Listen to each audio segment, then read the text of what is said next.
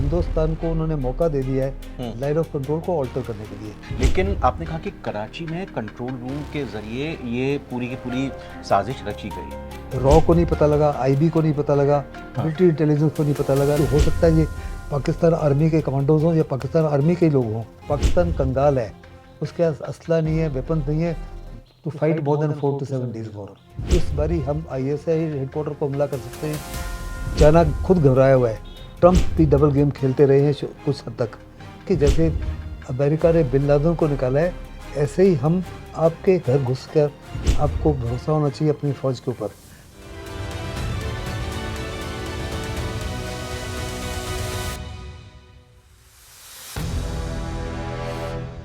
जम्मू कश्मीर में पहलगाम आतंकवादी हमले के बाद भारत और पाकिस्तान के बीच इस वक्त टेंशन चरम पर है और सब यही चर्चा कर रहे हैं कि भारत कब देगा जवाब। भारत का जवाब क्या होगा? क्या पाकिस्तान और भारत में फुल फ्लेजेड पूर्ण वॉर छिड़ जाएगी? क्या यह जंग परमाणु जंग में भी तब्दील हो सकती है? और अगर जंग दोनों देशों के बीच होती है तो दुनिया के कौन कौन से देश किस के साथ खड़े होंगे? भारत के साथ कौन होगा? पाकिस्तान के साथ कौन होगा? इसी मसलों पर एनबीटी पॉडकास्ट में बहुत बहुत स्वागत करता हूं। मैं रविंद्र सिंह आपके साथ। नमस्कार। नवभारत टाइम्स आप देख रहे हैं। सभी ये चर्चा कर रहे हैं कि भारत का अगला एक्शन क्या होगा, लेकिन बहुत कम लोग इस सवाल के ऊपर ध्यान दे रहे हैं या इस सवाल का जवाब तलाशने की कोशिश कर रहे हैं कि आखिर पहलगाम क्यों हुआ, पहलगाम कैसे हुआ।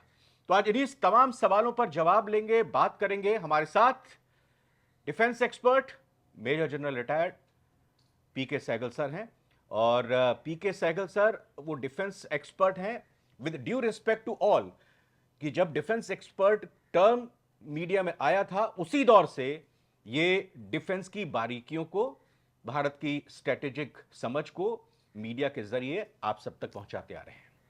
सहगल सर, एनबीटी पॉडकास्ट में बहुत बहुत स्वागत है आपका। पहलगाम क्यों होने दिया गया सर? पहलगाम को है बहुत सोच समझकर पाकिस्तान ने 2 या 3 महीने के अंदर प्लान किया। एक कंट्रोल रूम कायम किया गया कराची के अंदर, बिल्कुल उसी माफी जैसे मुंबई हमले के अंदर किया है। वहाँ पर साफ तौर पे दर्शाता है कि पाकिस्तान की आर्मी, पाकिस्तान की ISI और आतंकवादी जुड़े हुए थे। और इसका आखिरी कड़ी थी मुनीर खान का भड़काऊ भाषण, जो तकरीबन 6-7 दिन पहले दिया था, जिसमें जी, जो उनके चीफ ऑफ आर्मी साहब थे। उसके बाद पहलगाम हुआ, जिसकी कोशिश थी कि हिंदुस्तान की जो सभ्यता है, हिंदुस्तान का जो सोल है, उसके ऊपर हमला किया जाए। और उन्होंने चुन चुन के लोगों की आइडेंटिफिकेशन चेक करके उनको कहा कलमा सुनाइए। हिंदुओं को मारा। उनको लगता था कि हिंदू मुस्लिम डिवाइड होगा, जिससे पाकिस्तान को बहुत फायदा होगा, लेकिन वास्तव में नतीजा उल्टा हुआ। पूरा देश हिंदुस्तान एकजुट हो गया। तमाम पॉलिटिकल पार्टीज सरकार के पीछे खड़ी हैं। जहाँ तक कश्मीर का ताल्लुक है, कश्मीर के अवाम में बड़ा ज़बरदस्त गुस्सा है, क्योंकि कश्मीर की लाइफलाइन टूरिज़्म है, उसके ऊपर भी झटका पड़ा है। और पूरा का पूरा अवाम जो है इसको कंडेम कर रहा है। और कश्मीर में भी पॉलिटिकल पार्टीज पहली बारी, इंक्लूडिंग महबूबा मुफ्ती, ने इसको कंडेम किया है। और अभी हिंदुस्तान को आश्वासन दिया है कि जितने भी आतंकवादी छुपे हुए हैं या ओवरऑल वर्कर्स हैं, उनको हम ढूंढ ढूंढ के सिक्योरिटी फोर्स के हवाले करेंगे। पाकिस्तान का तो काम ही है भारत के खिलाफ साजिश करना। पाकिस्तान का तो काम ही है कि जम्मू कश्मीर को डिस्टर्ब करना, भारत के खिलाफ एजेंडा चलाना, भारत के खिलाफ एक अघोषित तौर पर वॉर छेड़ना। हम पूरी तरह से सतर्क हैं, हमें पूरा भरोसा है अपनी सेनाओं पर। लेकिन आपने कहा कि कराची में कंट्रोल रूम के जरिए ये पूरी की पूरी साजिश रची गई, लेकिन कहाँ पर इंटेलिजेंस लैप्स रह गया, कहाँ पर सिक्योरिटी लैप्स रह गया? टूरिस्ट जो पीड़ित हैं, प्रभावित हैं, जिन्होंने अपनों को खोया है, उनका ये कहना कि 1 घंटे तक फोर्स नहीं आई। इतनी संख्या में वहाँ पर टूरिस्ट थे, वहाँ पर फोर्स की तैनाती नहीं थी। इसमें किसी प्रकार का कोई शक नहीं कि बहुत बड़ा सिक्योरिटी लैप्स है, बहुत बड़ा इंटेलिजेंस फेलियर है। ये लोग जो है पीर पंजाल के माध्यम से आए। पीर पंजाल से तकरीबन इन्होंने 125 किलोमीटर डिस्टेंस। थोड़ा समझाइए पीर पंजाल, जो हमारे पॉडकास्ट के दर्शक इस वक्त देख समझ रहे हैं, पीर पंजाल का एरिया, क्योंकि आप जम्मू कश्मीर में भी लगातार आपने सर्व किया है, किस तरह से ये एरिया है पीर पंजाल? पीर पंजाल का इलाका जो ऐसा है, उसमें ऊंची नीची पहाड़ियाँ हैं, घने जंगल हैं, फास्ट फ्लोइंग रिवर्स हैं, फास्ट फ्लोइंग नाला है, छुपने की बड़ी जगह है, वहाँ नेचुरल केव्स भी हैं। और तमाम इन्फिल्ट्रेशन पीर पंजाल के माध्यम से होती है, क्योंकि वहाँ पे जैसे कि मैंने छुपने की बड़ी जगह है। फिर अपने वहीं पर इनको लोकल गाइड्स जो हैं या ओवरऑल वर्कर्स हैं, वहीं इनको रिसीव करते हैं और उनको वहीं पे शय देते हैं, और वहीं से फिर आगे का एक्शन को प्लान करते हैं।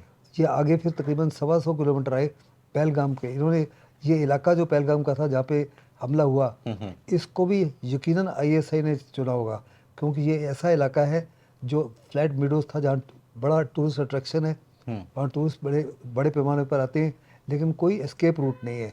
वहाँ आसपास जंगल है, फिर वहाँ पहुँचने के लिए कोई सड़क नहीं है, सिर्फ केवल और केवल पैदल जाना पड़ता है या टट्टुओं पे जाना पड़ता है। और अगर कोई सिक्योरिटी फोर्स को वहाँ पहुँचना है तो करीबन घंटे से 1.5 घंटा लगेगा, उससे पहले पहुँच ही नहीं सकते। इसी का फ़ायदा उठा के पाकिस्तान ने अपने समय के अनुसार एक एक आदमी की आइडेंटिफिकेशन चेक की और खूब मज़े से उनको मौत के घाट उतारा।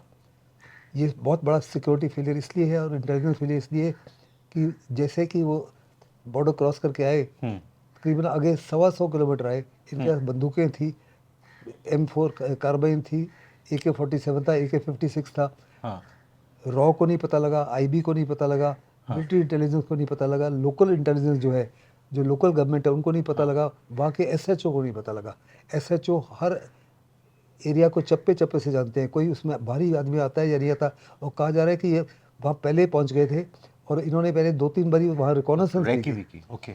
आम तौर पे जब बड़े पैमाने पर जो टूरिस्ट स्पॉट्स हैं, जैसे कि आपका गुलबर्ग है, पहलगाम है, सोनामर्ग है, वैष्णो माता है, जम्मू के मंदिर हैं, उनमें टूरिस्ट सीजन स्टार्ट से पहले सिक्योरिटी फोर्सेस को तैनात किया जाता है। इस बारी सिक्योरिटी फोर्स को वहाँ तैनात नहीं। अमरनाथ यात्रा शुरू होनी थी। अमरनाथ यात्रा जो है वो जुलाई में शुरू होती है। और रजिस्ट्रेशन तो स्टार्ट हो गया। और कहा जा रहा है कि लोकल ने बिना सिक्योरिटी फोर्स को बताए, बिना लोकल गवर्नमेंट को बताए, वहाँ बड़े पैमाने पर टूरिस्ट को ले जाना शुरू हुआ। लेकिन हो सकता है ऐसी बात हुई हो, लेकिन सरकार क्या कर रही थी? सरकार सो रही थी क्या? सरकार को नहीं पता था कि बड़े पैमाने पर लोग वहाँ जा रहे हैं? सरकार को पता होना चाहिए, और नहीं पता था तो it's a huge failure. Some people must be held accountable and heads must roll, नहीं तो ये ऐसी हरकतें बार बार होगी। अभी लोगों को आश्वासन दिया जा रहा है आफ्टर द इवेंट कि हर प्रकार से वहाँ सिक्योरिटी को लगाया जाएगा, लेकिन this is after the event. पहले सिक्योरिटी हुआ करती थी क्या? कब हटाई गई? पहलगाम के इधर बसेरन घाटी से सिक्योरिटी? नहीं, सिक्योरिटी तो हमेशा लगाई जाती है टूरिस्ट सीजन के समय, लेकिन इस बार जो टूरिस्ट है, पहले जो टूरिस्ट थे तकरीबन 1 मिलियन आते थे। अभी जो है पिछले जब से आर्टिकल 370 हटाया और 35A हटाया, 1 मिलियन से 2 मिलियन हुए, 2 मिलियन से 2.5 मिलियन हुए। इस साल अंदाज़ा था तकरीबन 3.5 मिलियन टूरिस्ट वहाँ आएंगे। इनफैक्ट सरकार का अंदाज़ा था 3.54 मिलियन। तो ये टूरिस्ट अभी से ही आना शुरू हो गए थे बड़ी तादाद में, क्योंकि गर्मी जल्दी पड़ गई है। और सरकार ने अनफॉर्चुनेटली उन जगहों पर कोई सिक्योरिटी फोर्स को तैनात नहीं किया, कोई मेडिकल फैसिलिटीज़ नहीं थी। कुछ लोगों का तो 1.5 घंटे 2 घंटे तक जिंदा रहे। अगर उनको सही प्रकार के मेडिकल असिस्टेंस मिल गई होती, सिक्योरिटी फोर्स से पहुँच गए होते, तो उनकी शायद जान बच सकती थी। 15-16 साल की उम्र जो पीड़ित हैं उनका कहना था कि लड़के थे। इनकी क्या आपको लगता है कि बस ऐसे ही ट्रेनिंग कर दी गई, या फिर पाकिस्तानी आर्मी की तरफ से ट्रेनिंग दी गई, जिस तरह से पॉइंट ब्लैंक पर बेखौफ होकर इत्मीनान से कोल्ड ब्लडेड मर्डर ये किया गया? देखो, जो टेररिस्ट इन्वॉल्व थे उसमें साफ तौर पे कहा जा रहा है 3 तो बहुत हाईली ट्रेन थे, जो पाकिस्तान से आए, जो पाकिस्तान से, ये फॉरेन टेररिस्ट थे। इनको हर प्रकार की ट्रेनिंग थी। हो सकता है ये पाकिस्तान आर्मी के कमांडोज हों या पाकिस्तान आर्मी के लोग हों, लेकिन या टेररिस्ट भी वहाँ पे उनको महीनों पर ट्रेनिंग दी जाती है और उनको इतना ब्रेन वॉश किया जाता है कि वो अपनी बुद्धि भ्रष्ट हो जाती है। और उन्होंने चुन के उनके सिर में गोली मारी और चेस्ट में गोली मारी। उनका इरादा था कि उनको हर प्रकार से मारा जाए। और जब वहाँ की औरतें जो थी उनके पतियों को मारा, जो एक तो थी जिसके शादी को ही 7 दिन हुए थे, चूड़ा भी पहना हुआ था, जब उसने कहा कि आपने मेरे हस्बैंड को मार दिया, मेरे को भी मारो, और उन्होंने भी कहा, तो उन्होंने कहा नहीं, आपको हम जिंदा छोड़ रहे हैं, मोदी जी को जाके बताइए हमने आपके साथ क्या किया। उनकी कोशिश थी कि हिंदू मुस्लिम को डिवाइड किया जाए। हिंदुस्तान की सबसे बड़ी ताकत जो है इसकी डाइवर्सिटी है। हर रिपब्लिक डे परेड में हम बड़े शानदार और शौक से दर्शाते हैं कि हमारे देश की यूनिटी लाइज इन डाइवर्सिटी, और हज़ारों साल से हिंदुस्तान को फ़ख्र था अपनी डाइवर्सिटी का, और उसी डाइवर्सिटी के ऊपर इन्होंने प्रहार किया। और फिर दूसरा, कश्मीर की लाइफ लाइन, टूरिज़्म जो है कश्मीर की लाइफ लाइन है। वहाँ होटल्स भरे हुए हैं, शिकारा वाले भरे हुए हैं, रेस्टोरेंट भरे हुए हैं, वहाँ के ट्रांसपोर्टेशन सिस्टम कम्प्लीटली इस समय इन्वॉल्व है।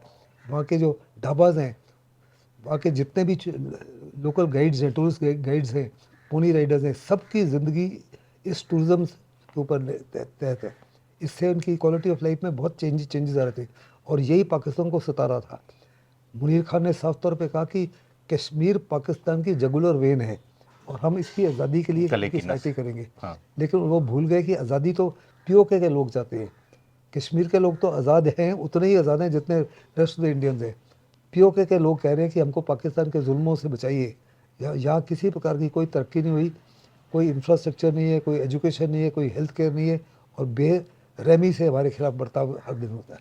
सर एक सवाल और इसी घटना से रिलेटेड, इन आतंकियों ने महिलाओं को अलग किया, बच्चों को अलग किया और सिर्फ कहा कि पुरुष जो हैं और जो हिंदू हैं वो आइए। मतलब वो क्या मैसेज देने की उनकी कोशिश थी कि महिलाओं को अलग किया, बच्चों को अलग किया, बच्चों के पिता को उनके सामने गोली मारी, महिलाओं का सुहाग उनके सामने उजाड़ा? क्या वो ये संदेश देना चाह रहे थे कि हमने सिर्फ पुरुषों पर हमला किया है, या फिर वो ये दहशत पूरे देश में पहुंचाने वाले थे कि देख लो हम किस तरह से तुम्हारे पिता को, तुम्हारी सुहाग को उजाड़ रहे हैं, ताकि हर वक्त हिंदुस्तान इस बात को याद रखे? ये इसके पीछे की क्या सोच है? सोच तो बड़ी साफ नज़र आती है, क्योंकि हर आतंकी के पास बॉडी कैमरे भी थे, उनके हेलमेट में भी कैमरे लगे हुए थे, बॉडी में भी कैमरास थे और इसको वो वीडियो रिकॉर्ड कर रहे थे और बड़े लोगों ने भी वीडियो रिकॉर्ड किया, जो विजुअल सारी दुनिया ने देखा। बिल्कुल उन्होंने वही कार्रवाई की जो हमास ने की थी ऑन दी 7 अक्टूबर 2023। उन्होंने चुन चुन के केवल और केवल पुरुषों को मारा और उन्हीं पुरुषों को मारा जो हिंदू थे। उनका मकसद था कि एक सबसे बहुत बड़े खौफ पैदा किया जाए, टूरिस्ट आना बंद हो, और महिलाओं को भी कहा कि खबरदार आप प्लान करो यहाँ आने के लिए, और पूरे देश में दहशतगर्दी फैलाना चाहते थे। उनकी कोशिश थी कि हिंदू मुस्लिम को डिवाइड किया जाए, लेकिन नतीजा उल्टा निकला। पाकिस्तान को अंदाज़ा ही नहीं था कि किस माफिक पूरा देश यूनाइटेड हो जाएगा, किस माफिक पूरा अवाम कश्मीर का यूनाइटेड हो जाएगा। उनको ये भी नहीं था मालूम कि कितने कुछ ही घंटों में हिंदुस्तान को साफ तौर पर नज़र आ जाएगा कि ये ऑपरेशन जो है बड़ी सोच समझ के प्लान किया गया है पाकिस्तान की ऑर्गेनाइजेशन के मुताबिक, पाकिस्तान की आर्मी, आईएसआई और इस्टेब्लिशमेंट और आतंकवादियों। और उनको ये भी नहीं था पता कि दुनिया का क्या रिएक्शन होगा। दुनिया के तमाम देश जो है इस समय हिंदुस्तान के पक्ष में खड़े हुए हैं। 65 के करीब मुस्लिम नेशन हैं, एक भी मुस्लिम नेशन ने पाकिस्तान को समर्थन नहीं दिया। जो पाकिस्तान के सबसे ज़्यादा अच्छे करीबी दोस्त माने जाते थे, सऊदी अरेबिया, यूएई, कतर, ओमन, उन्होंने हिंदुस्तान के प्रधानमंत्री को पिछले कुछ सालों में अपने देश का सबसे बड़ा सिविलियन अवार्ड दिया। पाकिस्तान तो फ्रीडम फाइटर कह रहा है इनको। पाकिस्तान तो पहले, अगर आप मुशर्रफ की स्पीच सुनो या उससे पहले पाकिस्तान के जितने प्रधानमंत्री या चीफ्स थे, वो तो कहते थे, मुशर्रफ साहब तो साफ तौर पे कह रहे हैं ये तो हमारे हीरोज़ हैं, ये हमारे फ्रीडम फाइटर है। उन्होंने बिन लादेन को भी फ्रीडम फाइटर कहा। उन्होंने कहा इंसर्जेंसी तो हमने इस्तेमाल स्टार्ट किया, और he is gone on record to say कि हमने खुद सोच समझ कर टेररिज्म को as an extension of foreign policy किया, ताकि हम हिंदुस्तान को रुला सकें, हिंदुस्तान में 1000 कट लगा सकें। और उनकी मंशा तब से लेकर अभी तक यही है कि हिंदुस्तान को बर्बाद किया जाए, ड्रग्स के माध्यम से, फेक करेंसी के माध्यम से, आतंकवाद के माध्यम से। लेकिन वो पाकिस्तान बाज नहीं आने वाला। हमने जब सर्जिकल स्ट्राइक की, अनफॉर्चुनेटली सर्जिकल स्ट्राइक हमने पीओके में की, जब बालाकोट स्ट्राइक की वो पख्तूनख्वा में की थी। पाकिस्तान की जड़ जो है, मुसीबत की जड़ है, वो पंजाब है। तमाम प्रोविंसेस हैं, चाहे वो सिंध है, बलूचिस्तान है, पख्तूनख्वा है, पीओके पाकिस्तान के पंजाब प्रोविंस के खिलाफ है। हमला आपको करना है तो पंजाब के बड़े टारगेट्स के ऊपर करना है, और मुझे पक्का यकीन है इस बार हिंदुस्तान ये गलती नहीं करेगा, पाकिस्तान के हार्टलैंड के ऊपर हमला करेगा। हमले की आपने बात कही, देश बदला चाह रहा है, आप पायलट रहे हैं सर। बात ये हो रही है कि इस बार सर्जिकल स्ट्राइक नहीं चाहिए, इस बार एयर स्ट्राइक होगी क्या, या पीओके पर कब्जा करने का प्लान बनाया जाएगा, एलओसी के इर्द गिर्द ही ये लड़ाई रहेगी, या फिर भारत अघोषित तौर पर जो 5 हमने अभी बड़े एक्शन लिए हैं उससे इतर बात यही कही जा रही है कि सैन्य अटैक किस तरह से किया जा सकता है? सभी यही चाह रहे हैं कि एक बड़ा सबक दिया जाए, परमानेंट इलाज पाकिस्तान का किया जाए। क्या होगा? आपके क्वेश्चन बड़े अहम हैं, लेकिन पहली बात मैं साफ तौर पे कहना चाहता हूँ, हिंदुस्तान की कोई इंटेंशन नहीं मिलिटरीली पीओके को इन्वेड किया जाए। अगर हम मिलिटरीली पीओके में घुसते हैं, इन्वेड करने की कोशिश करते हैं, तो हमारे लिए बहुत ही मुश्किल की घड़ी होगी। चाइना का सीपैक, जिसमें उसने $65 बिलियन लगाए हैं, वहाँ से स्टार्ट होता है। चाइना चुप नहीं है। केपीके से ऊपर से, हाँ। खैबर पख्तूनख्वा जी। चाइना चुप नहीं रहेगा। चाइना की ऑलरेडी 1 से 2 डिवीज़न पीओके में बैठी हुई हैं। हम नहीं चाहेंगे कि पाकिस्तान और चाइना मिलजुल कर हमारे ऊपर हमला करें, और हम उनको मजबूर करेंगे अपने अपने सीपेक को बचाने के लिए, अपने $65 बिलियन के। इसलिए हिंदुस्तान का कोई इंटेंशन नहीं है, नॉट इवन ज़ीरो इंटेंशन, कि मिलिटरीली पीओके। हमें पक्का यकीन है कि कुछ सालों में या कुछ महीनों में पीओके के लोग ही जो है, हम उनको मॉरल सपोर्ट दे रहे हैं, उनको पॉलिटिकल सपोर्ट दे रहे हैं, इकोनॉमिक सपोर्ट दे देंगे, उनको वेपन्स भी देंगे, जिससे ओके। वो खुद ही पाकिस्तान की छक्के छुड़ा देंगे। अगर वहाँ इंसर्जेंसी शुरू हो गई, एक इंसर्जेंट के डील करने के लिए आपको 100 फोर्सेस के लगाने पड़ते हैं। ना तो चाइना के पास वो ताकत है वहाँ पर उस एरिया में, ना पाकिस्तान के पास ताकत है। कंगाल पाकिस्तान के ताकत ही नहीं है इंसर्जेंसी को लड़ने के लिए, और हिंदुस्तान की कोशिश होगी वहाँ इंसर्जेंसी को पैदा किया जाए। दूसरा, आपने सवाल कहा कि क्या हिंदुस्तान की फ़ौज क्रॉस जाएगी। आज हिंदुस्तान के पास अनेकों साधन हैं जिसके लिए बिना बॉर्डर क्रॉस किए आप हर कम से कम 400 किलोमीटर इन पाकिस्तान के अंदर, पाकिस्तान की टोटल डेप्थ ही 450-500 किलोमीटर है, 400 किलोमीटर तक हर प्रकार के टारगेट को ध्वस्त कर सकते हो। राफेल जो है उसमें स्काल्प मिसाइल है जिसकी 350 से 500 किलोमीटर तक रेंज है। हैमर मिसाइल है जो 60 किलोमीटर तक है, मार कर सकती है। आपके ब्रह्मोस मिसाइल है जो बड़े पैमाने पर कार, फिर आपके लॉयटर एमुनेशन है। बड़े प्रकार के साधन आज हैं जो पहले नहीं थे। आप कौन से साधन को इस्तेमाल करते हो ये पता नहीं, लेकिन इसका जिक्र करना भी सही नहीं होगा। लेकिन हिंदुस्तान के प्रधान डिफेंस मिनिस्टर ने साफ तौर पे कहा है, इस बारी हम ISI हेडक्वार्टर को हमला कर सकते हैं। जो तो नहीं बोला, इशारों इशारों में बोला है कि पाकिस्तान के एसेट्स के ऊपर हमला करेंगे, आतंकवादी लॉन्च पैड्स के ऊपर हमला नहीं होगा, आतंकवादी टेररिस्ट ट्रेनिंग कैंप्स के ऊपर हमला नहीं होगा। हर 12 से 24 घंटे में पाकिस्तान उनकी लोकेशन को बदली कर रहा है। अगर अच्छा। आप पुरानी लोकेशन को करोगे तो वहाँ पर कुछ नहीं होगा, हाँ। Will be hitting thin air. इसलिए उनके ऊपर हमला करना एक किस्म से इस समय बेवकूफ़ी होगी। आपको हमला करना है ISI के ऊपर, आपको हमला करना है हाफिज़ सईद के हेडक्वार्टर के ऊपर, आपको हमला करना है मसूद अजहर के ऊपर, आपने हमला करना है दाऊद इब्राहिम के ऊपर, सलाहुद्दीन के लोकेशन के ऊपर, और साथ पे कहा कि हम पाकिस्तान की नेवी के ऊपर भी हमला कर सकते हैं अरेबियन सी में, कराची। और साथ में ये भी कहा कि पाकिस्तान के एयर बेसिस के ऊपर भी हमला कर सकते हैं। हाँ। यानी दूसरे लफ्ज़ों में हमारी कोशिश है कि पाकिस्तान में तब कम्प्लीटली कन्फ्यूजन एंड नर्वसनेस रखो। पाकिस्तान को ये नहीं पता लगना चाहिए हिंदुस्तान क्या करने वाला है, कब करने वाला है, कहाँ करने वाला है। क्या एयरफोर्स को बर्बाद करेगा, क्या उनके आर्मी के एसेट्स को बर्बाद करेगा, क्या इस्लामाबाद में हमला करेगा, क्या भावलपुर में हमला करेगा, या क्या उनकी नेवी। आप देखो सारे के सारे वहाँ फुल अलर्ट पर है, आर्मी भी, एयरफोर्स भी, नेवी भी। और साथ ही साथ भी पाकिस्तान के लिए मुश्किल हो गई है इसका, उन्होंने उसका फोकस अभी प्राइम फोकस हिंदुस्तान की तरफ है। इसका फ़ायदा ऑलरेडी उठाना शुरू कर दिया BLA ने, तरीके तालिबान ने। आज या कल BLA ने पाकिस्तान की सिक्योरिटी फोर्सेस के ऊपर बड़ा हमला करके 10 सैनिकों को मार दिया है।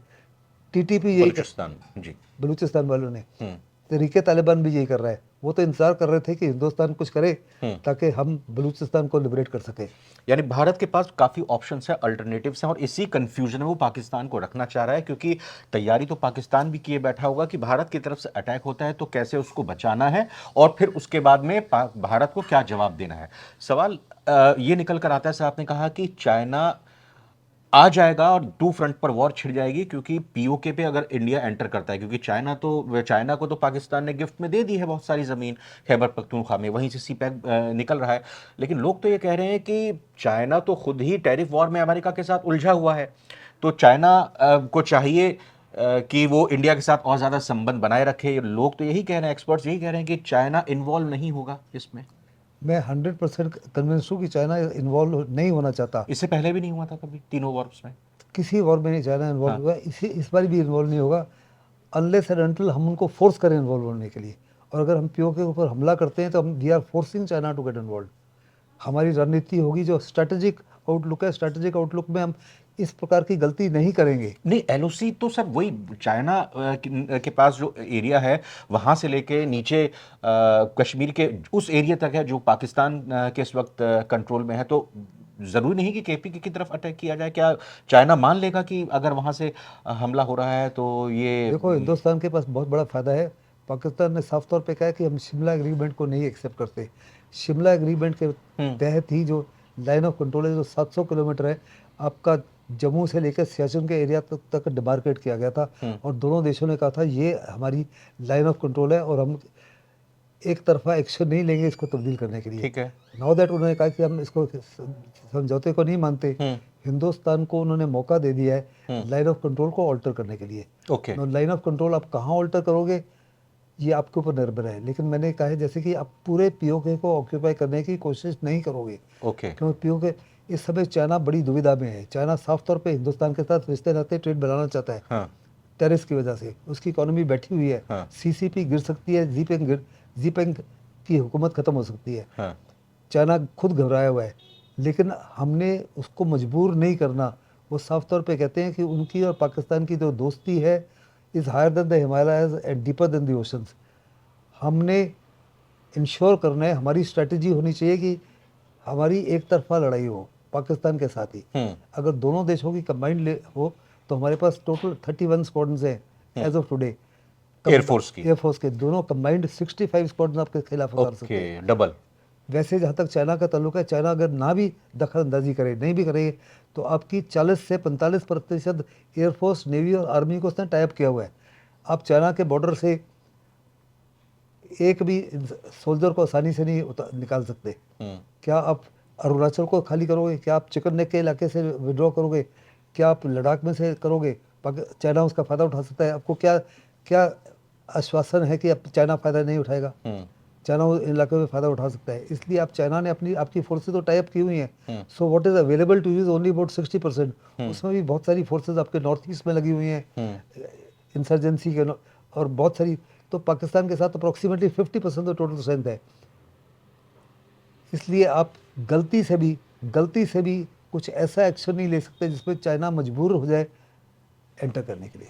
चाइना मजबूर होगा इस वॉर में एंटर होने के लिए अगर उसको अपना नुकसान होता हुआ दिखाई देता है। लेकिन अगर टेंशन आगे बढ़ती है भारत और पाकिस्तान के बीच में, तो दुनिया के तमाम देश, चाहे अमेरिका हो, रशिया हो, इजराइल हो, मुस्लिम कंट्रीज हो जिनका आपने पहले भी जिक्र किया, वो क्या किसका साथ देंगे, या वो इस हालात को शांत करने के लिए बीच बचाव करने की कोशिश करेंगे, या जैसे चल रहा है चलने देंगे। यूक्रेन वाला एग्जाम्पल भी हमारे सामने है और इजराइल और फलस्तीन वाला भी एग्जाम्पल हमारे सामने है। दुनिया कहती रहेगी लेकिन वो भी डटे हुए हैं और बात शांति समझौते पर ही हो रही है। देखो, जहाँ तक हिंदुस्तान और पाकिस्तान का अगर युद्ध होता है, पहली बात है कि आज का जो भी युद्ध हो, ये आपकी गलत फहमी है कि युद्ध शॉर्ट ड्यूरेशन होगा। जब इसराइल ने हमला किया, 6 डे वॉर उन्होंने 6 दिन में जीती। 73 वॉर उन्होंने 14 दिन में जीती। अभी 19 महीने हो गए, वॉर ख़त्म नहीं हो रही। उनके मिलिट्री एम्स जो थे, एक भी अभी तक अचीव नहीं हुआ कि ना तो हमास को ख़त्म कर सके, ना बंधकों को छुड़ा सके, ना हमास को फ्यूचर गवर्नमेंट से अलग कर सके, ना ही हिजबुल्लाह को ख़त्म कर सके, ना हौथीज़ को ख़त्म कर सके, और ना ही कर पाएंगे। नहीं कर पाएंगे, नहीं कर पाएंगे, क्योंकि आइडियोलॉजी को डिस्ट्रॉय नहीं कर सकते। आपने बगदादी को मार दिया, क्या ISIS खत्म हो गया? आपने बिन लादेन को मार दिया, क्या बिन लादेन की ऑर्गेनाइजेशन खत्म हुई है? आपने बोको हरम के कई बार लीडर्स को मार दिया कि बोको हरम अभी भी है। अल शबाब जो है, जो बड़े आतंकवादी ग्रुप्स हैं, LET के, जैश ए मोहम्मद के, हिजबुल मुजाहिदीन के, कई आकाश को मारा आपने। पिछले 2-3 सालों में आपने 20, 22, 23 बड़े जो इन्वॉल्व थे, जो हिंदुस्तान ने टेररिस्ट घोषित किया था, उनका बंदूकधारियों ने, मोटरसाइकिल वालों ने उनको उड़ा दिया है। क्या LET में कोई कमज़ोरी आई है? क्या जैश ए मोहम्मद में, हिजबुल मुजाहिदीन, उनके हौसले और बड़े हुए हैं। ऐसे में आप आइडियोलॉजी को डिस्ट्रॉय नहीं कर सकते। और हिंदुस्तान साफ तौर पे जानते हैं, रशिया ने भी सोचा था जब यूक्रेन पे हमला किया था, 3-4 दिन में लड़ाई ख़त्म हो जाएगी, यूक्रेन के घुटने टिक जाएंगे, ज़ेलेंस्की की सरकार का तख्ता पलट हो जाएगा। 3 साल हो गए, कुछ नहीं हुआ। और तमाम यूरोपियन देश जो हैं और नेटो देश हैं जो बीच में कूद पड़े हैं। जहाँ तक हिंदुस्तान और पाकिस्तान का लड़ाई है, मुझे नहीं लगता कि कोई भी देश हिंदुस्तान और पाकिस्तान के लड़ाई के बीच में कूदेगा एज ऑफ नाउ। ना तो पाकिस्तान को तालिबान सपोर्ट करेगा, ना ही उधर ईरान सपोर्ट करेगा, ना ही उस रास्ते से कोई किसी को आने देगा। हिंदुस्तान के पास ताकत है उसका एयर एंड नेवल ब्लॉकेड करने की। इंटरनेशनल नियम के अनुसार हिंदुस्तान नेवल ब्लॉकेड कर सकता है। हमने 65 में भी किया था, 71 में भी किया था। अभी भी हमारे पास 2 एयरक्राफ्ट कैरियर है। हम 1000 किलोमीटर दूर रहकर पाकिस्तान का नेवल ब्लॉकेड कर सकते हैं। उससे क्या नुकसान होगा? नेवल ब्लॉकेड मतलब आपके पानी का रास्ता, जहां से आपका नहीं, नेवल ब्लॉकेड का मतलब जो है कि आपको समुद्री मार्ग से कोई भी असला या सामान नहीं आ सकता जो वॉर मेकिंग में। वो भारतीय नेवी के, इंडियन नेवी के टारगेट पर वो रहेगा। यस। और लैंड साइड से केवल आ सकता है तो चाइना के बॉर्डर से आ सकता है, या पाकिस्तान या अफगानिस्तान के बॉर्डर से आ सकता है, हाँ। या ईरान के बॉर्डर से सवाल ही नहीं उठता, अफगानिस्तान से सवाल ही नहीं उठता, तो कहाँ से आएगा? चाइना इन्वॉल्व नहीं होना चाहेगा किसी भी हालत में। ओके। और मेरे मुताबिक कोई भी मुस्लिम कंट्री आज, चाहे वो OIC कंट्रीज़ हो, चाहे GCC कंट्रीज़ हो, पाकिस्तान को किसी प्रकार से सहायता करेगी। जहाँ तक हिंदुस्तान का ताल्लुक है, हिंदुस्तान के पास इतनी बड़ी मैन पावर है कि we can raise 1 division every day, provided we can equip them and give them the wherewithal to fight and survive and दुश्मन को हामी होना। हिंदुस्तान के पास पैसा भी है, और अगर ज़रूरत पड़े तो हिंदुस्तान पैसा भी लगा सकता है for a short time. Pakistan कंगाल है, उसके पास असला नहीं है, वेपन्स नहीं है to fight more than 4 to 7 days war. तो यानी कि पाकिस्तान और इंडिया की अगर फोर्सेस का कंपैरिजन किया जाए, चाहे एयरफोर्स हो, नेवी हो या आर्मी हो, भारत 20 पड़ता है। भारत वीक नहीं है, 20 पड़ता है। वो मतलब भारत को एज है। हमारी 19 है तो हम 20 है। हाँ, हमारी एयरफोर्स, हमारी नेवी, हमारी army as far Pakistan is concern conventionally उससे बहुत सुपीरियर है। इसीलिए पाकिस्तान ने फैसला किया 71 के बाद में कि हम कन्वेंशनली तो हिंदुस्तान का मुकाबला नहीं कर सकते, तो उन्होंने टेररिज्म को एक पॉलिसी, स्टेट पॉलिसी बताई है हिंदुस्तान के साथ लड़ाई करने के लिए। नो वॉर नो पीस और प्रॉक्सी वॉर, ये प्रॉक्सी वॉर कर रहे हैं। टेररिज्म एक प्रॉक्सी वॉर की तरह इस्तेमाल किया जा रहा है हिंदुस्तान के खिलाफ। वो हिंदुस्तान के साथ लड़ नहीं सकते, वो साफ तौर पे जानते हैं, और हिंदुस्तान भी साफ तौर पे जानता है। इसलिए हिंदुस्तान कुछ ऐसा एक्शन लेगा जिससे पाकिस्तान को नुकसान भी हो, पाकिस्तान को सबक भी सीख जाए, एंड येट हम उतना ज़्यादा ज़बरदस्त उसको नुकसान ना पहुंचाए जिससे पाकिस्तान मजबूर हो जाए न्यूक्लियर वेपन को इस्तेमाल करने के लिए। न्यूक्लियर वेपन की आपने बात की, क्या सर न्यूक्लियर वेपन भारत और पाकिस्तान के बीच में इस्तेमाल किया जा सकता है, और क्या ये पाकिस्तान की तरफ से इस्तेमाल किया जा सकता है? मेरे मुताबिक सारी दुनिया जानती है कि nuclear weapon is not a weapon of war, it is a weapon of deterrence. और पाकिस्तान भी जानता है कि अगर पाकिस्तान ने गलती की और न्यूक्लियर वेपन इस्तेमाल किया हिंदुस्तान के खिलाफ, तो 8 से 10 मिनट के बीच पाकिस्तान का नामो निशान मिट जाएगा। दुनिया के नक्शे से हिंदुस्तान पाकिस्तान को हमेशा हमेशा के लिए ख़त्म कर सकता है। पाकिस्तान जानता है। अगर आपको याद होगा तो अनेकों बार, एक बार नहीं अनेकों बार जनरल मुशर्रफ ने, और उसके बाद में पाकिस्तान के कई आर्मी चीफ ने कहा है कि हमारे पास न्यूक्लियर वॉर शब बारात के लिए नहीं है, इस्तेमाल करने के लिए। और उन्हें कई बार उनके डिफेंस मिनिस्टर ने, चीफ ने कहा है हम न्यूक्लियर, लेकिन गलती नहीं की। इनफैक्ट सर वो तो अभी भी यही बात, फिर दूसरा सेकेंड वर्ल्ड वॉर के बाद में किसी भी न्यूक्लियर नेशन ने दूसरे न्यूक्लियर नेशन के ऊपर इस माफी की धमकी भी नहीं दी और कोशिश भी नहीं की इस्तेमाल करने की, नॉट इवन वन। क्या रशिया और अमेरिका ने, क्या चाइना और अमेरिका, क्या नॉर्थ कोरिया और अमेरिका, कोई भी एक न्यूक्लियर नेशन ने दूसरे न्यूक्लियर पावर के ऊपर हमला करने की गलती नहीं की, क्योंकि उसका रिटेलिएटरी कैपेबिलिटी है, आपको भी बहुत नुकसान पहुंचा सकता है। नहीं तो पाकिस्तान के रक्षा मंत्री हों, पाकिस्तान के विदेश मंत्री हों, वो तो सभी यही कह रहे हैं कि दो न्यूक्लियर पावर के बीच में टकराव बढ़ेगा तो ये सही नहीं होगा, और पाकिस्तान के ऊपर भारत के एक्शन के बाद पाकिस्तान पूरी तरह से सक्षम है और पाकिस्तान को पूरा अधिकार है अपने देश का बचाव करने के लिए, और हम परमाणु संपन्न देश हैं। वो तो बार बार धमकी दे रहा है। देखो, पाकिस्तान में ज़बरदस्त नर्वसनेस है, पाकिस्तान की आर्मी में वर्टिकल डिवाइड हो चुका है, पाकिस्तान की फ़ौज आज बगावत पर उठ खड़ी हुई है। अच्छा। वो कह रहे हैं उनके सैनिक कि हम बलूचिस्तान में नहीं जाना चाहते, क्योंकि जो बलूचिस्तान में पोस्ट होता है उसकी बकाया ज़िंदगी कुछ ही दिन या हफ्ते रह जाती है। पख्तूनख्वा में जाने के लिए इनकार कर रहे हैं। तो आर्मी तो होती ही लड़ने मारने के लिए है, लेकिन वो इतने घबराए हुए हैं, इतने डरे हुए हैं, और हिंदुस्तान का मुकाबला तो कर ही नहीं सकते।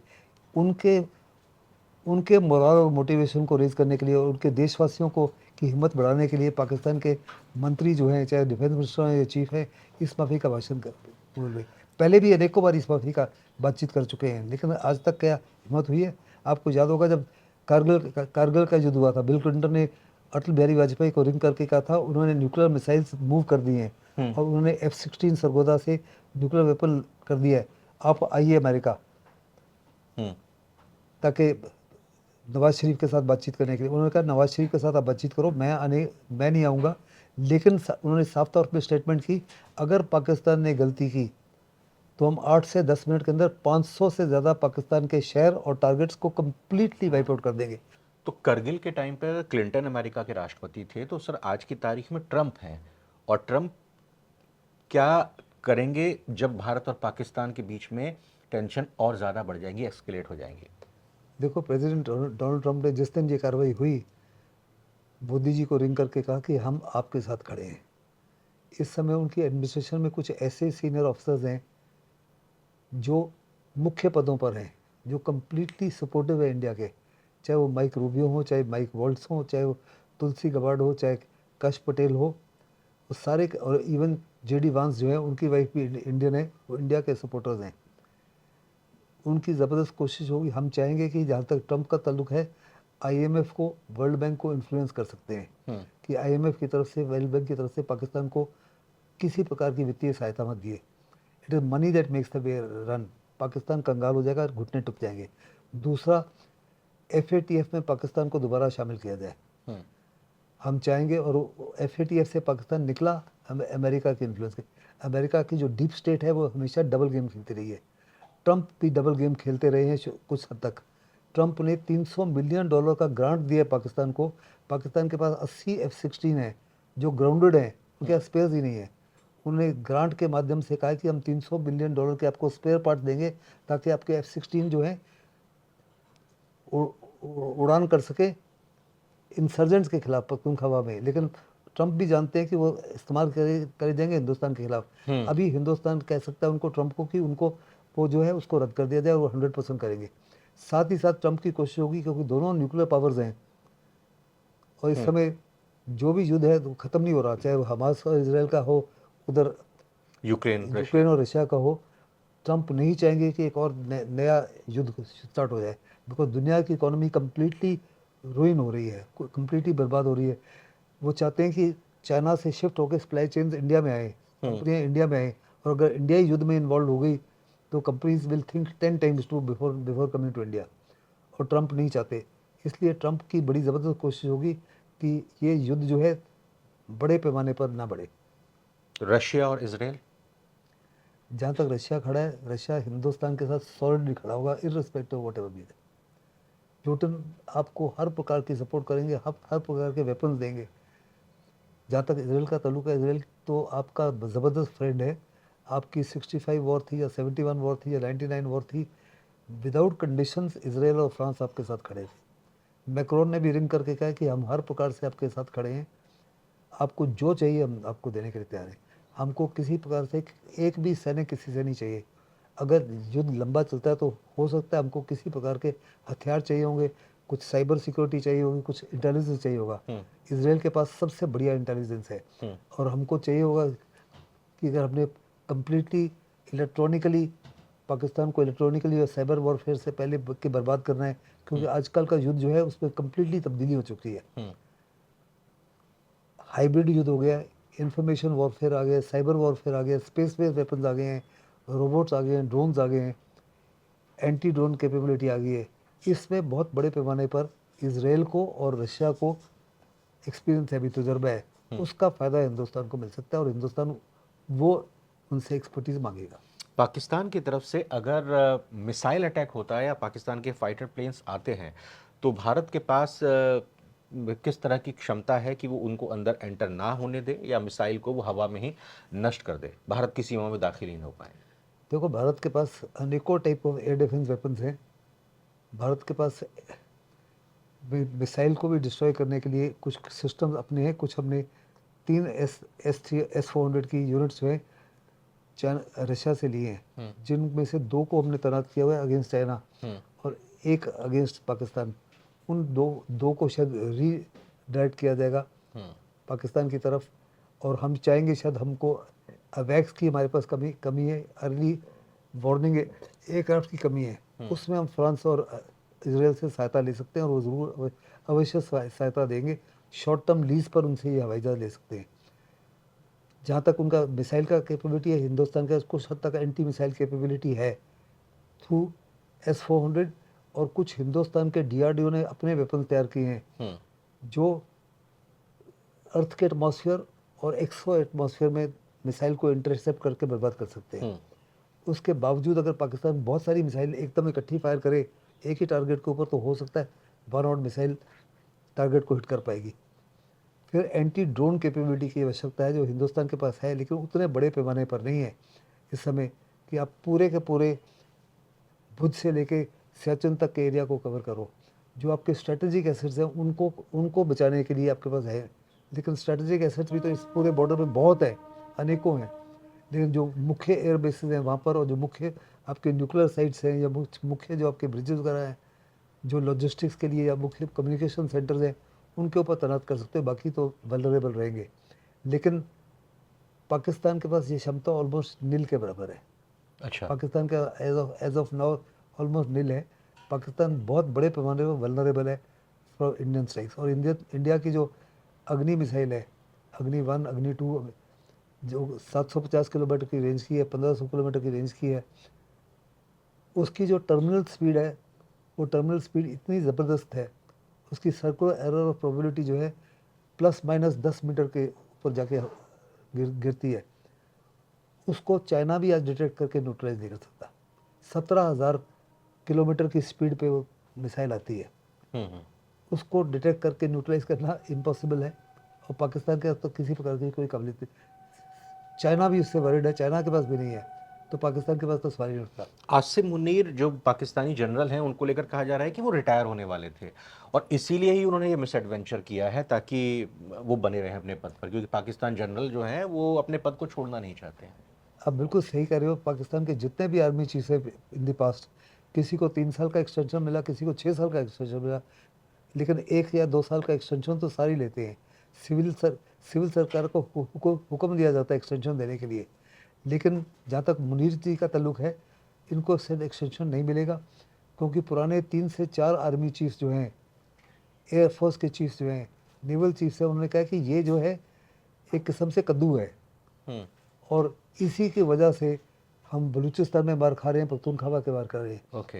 ये काबिल लीडर नहीं है, इनको तुरंत से हटाया जाए। वो तो उनको अभी डिस्मिस कराना चाहते हैं और कोई नए लीडर को नियुक्त किया जाए। फिर इनके अगेंस्ट पार्टी सीनियर लिडरशिप में वर्टिकल डिवीजन हो चुका है। इनके खिलाफ वर्चुअली हाफ दी फौज बगावत में उठ खड़ी हुई है। ऐसे में मुझे नहीं लगता कि मुनीर खान को कोई प्रकार की एक्सटेंशन मिलेगी। ये कोशिश और ये आसिम मुनीर के ही टेन्योर में आपने आर्मी ने अपने ही लोगों को मारा। वो तो इस माफी की कार्रवाई बार बार कर रहे हैं, आज पहली बार थोड़ा ना कर रहे हैं। बलूचिस्तान जो है पीओके में है, अहमदियत जो है, शिया जो है।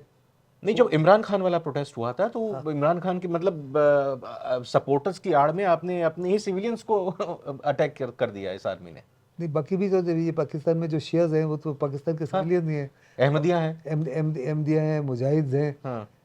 फिर और कई प्रकार के जितने भी माइनॉरिटीज़ हैं, चाहे वो सिख हैं, चाहे बुद्धिस्ट हैं, चाहे क्रिश्चियंस हैं, चाहे हिंदूज हैं, सबको पाकिस्तान ने ख़त्म किया है। वो तो पाकिस्तान के अपने ही लोग थे, लेकिन अलग अलग मज़हब के थे, लेकिन सबको मार रहे हैं। सर, प्रधानमंत्री नरेंद्र मोदी ने कहा है कि जिन्होंने आतंकी घटना की है उनको मिट्टी में मिला देंगे, मिट्टी में मिलाने का वक्त आ चुका है। साथ ही साथ उन्होंने एक बात ये भी कही कि ऐसी सज़ा मिलेगी जो कल्पना से परे होगी। लोगों को धैर्य रखना चाहिए, क्योंकि अगर परमानेंट इलाज करना है तो आपको होम्योपैथी की मीठी गोली से ही धीरे धीरे इलाज दिया जाएगा ताकि परमानेंट इलाज हो। थोड़ा लोगों को भी धैर्य रखना चाहिए। Absolutely and totally. आपने जब बालाकोट स्ट्राइक की वो आपने कब किया थी? 2019 में। अभी 2025 है। 2019 और 2025 के बीच में पाकिस्तान ने अनेकों हादसों को अंजाम दिया है। किसी में 7 लोग मारे गए, किसी में 11 लोग मारे गए, किसी में 15 लोग मारे गए। हिंदुस्तान की तरफ से कोई जवाबी कार्रवाई नहीं हुई।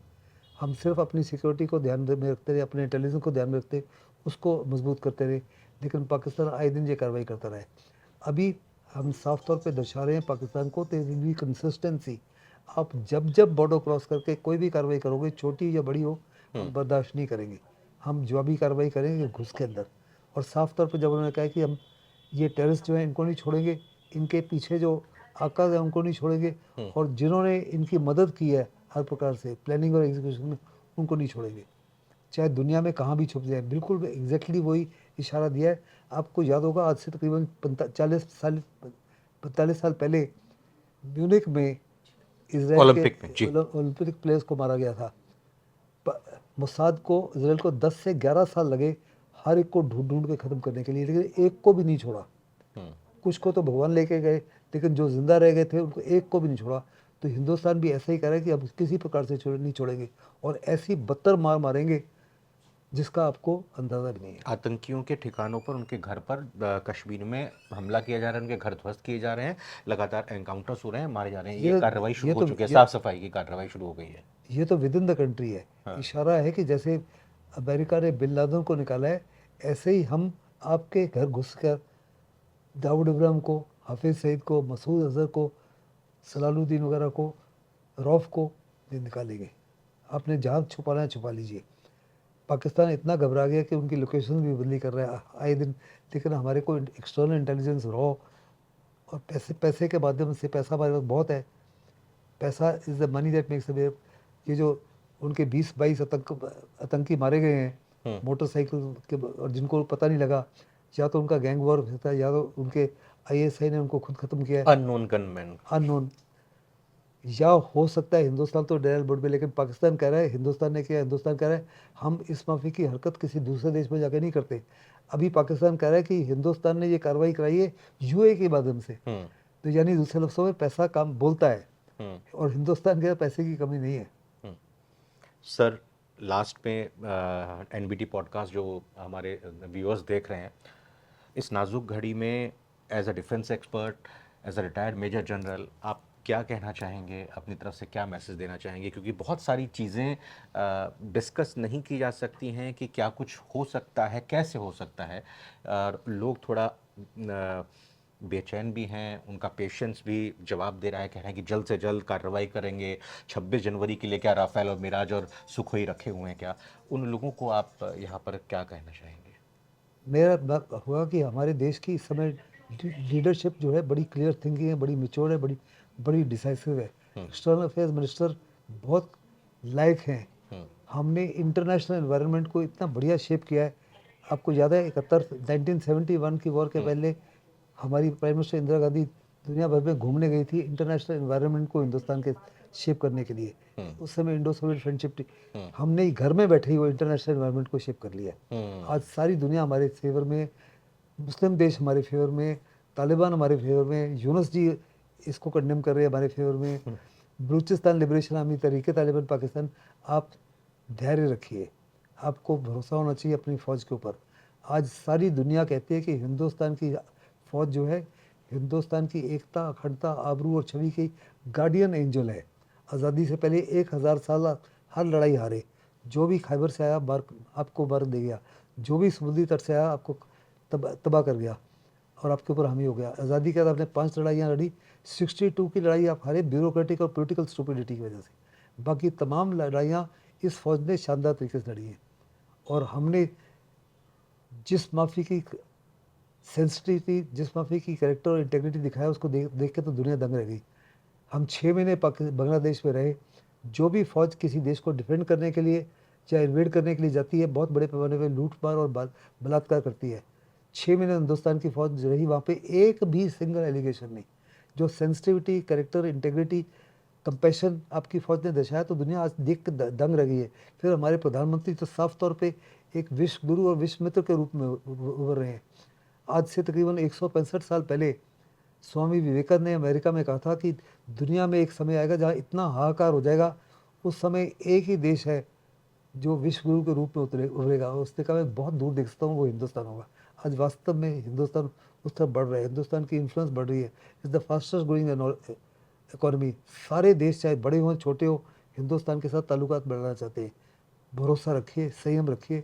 हिंदुस्तान के प्रधानमंत्री कुछ ऐसी चीज़ करेंगे जिसका आपका भविष्य, आपके बच्चों का भविष्य for all times to come secure होगा। बहुत बहुत शुक्रिया सैकल सर आपका नवभारत टाइम्स के साथ जुड़ने के लिए। बहुत बहुत धन्यवाद करना चाहेंगे। तो thank you sir, thank you very much. तो NBT पॉडकास्ट में सैगल सर ने मोटे तौर पर यही बात बताई कि पहलगाम की साजिश कराची में ही रची गई थी। आसिम मुनीर ने पूरी देखरेख इसकी की। साथ ही साथ उनका ये भी कहना है कि भारत की लीडरशिप इस वक्त सक्षम है, जवाब मिलेगा, थोड़ा धैर्य रखिए, इंतज़ार करिए, और पूरी दुनिया इस वक्त भारत के साथ है। बहुत बहुत धन्यवाद, बहुत बहुत शुक्रिया NBT पॉडकास्ट में जुड़ने के लिए। आगे और मेहमानों के साथ बातचीत करेंगे। फिलहाल इजाज़त दीजिए, नमस्कार।